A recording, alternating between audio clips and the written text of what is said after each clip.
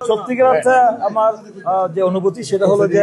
এই দীর্ঘ 17 বছর পরে যে প্রকৃত অর্থে যে বাংলাদেশে একটি অবাধ সুষ্ঠু নিরপেক্ষ নির্বাচন অনুষ্ঠানের জন্য যে প্রক্রিয়া বর্তমানে অন্তর্বর্তীকালীন সরকার নির্বাচন কমিশন কর্তৃক যে ঘোষিত হয়েছে, ত্রয়োদশ জাতীয় সংসদ নির্বাচন আগামী 2026-এর ফেব্রুয়ারি মাসের 12 তারিখে অনুষ্ঠিত হতে যাচ্ছে। সেই উপলক্ষে যে আমাদের যে সারা দেশে যে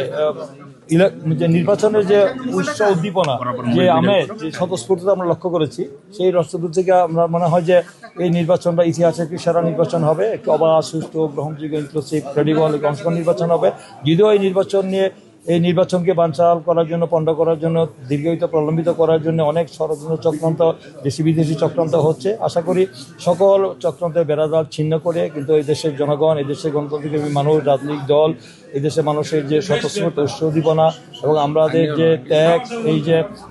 জুলাই যোদ্ধাদের যে ত্যাগ, ঐতিহাসিক যে ছাত্রগণ দীর্ঘ 16 বছরের আন্দোলন সংগ্রামের মধ্য দিয়ে যে ঐতিহাসিক যে জুলাই অগাস্টের যে ঐতিহাসিক ছাত্রগণ অভ্যুত্থানের মধ্য দিয়ে যে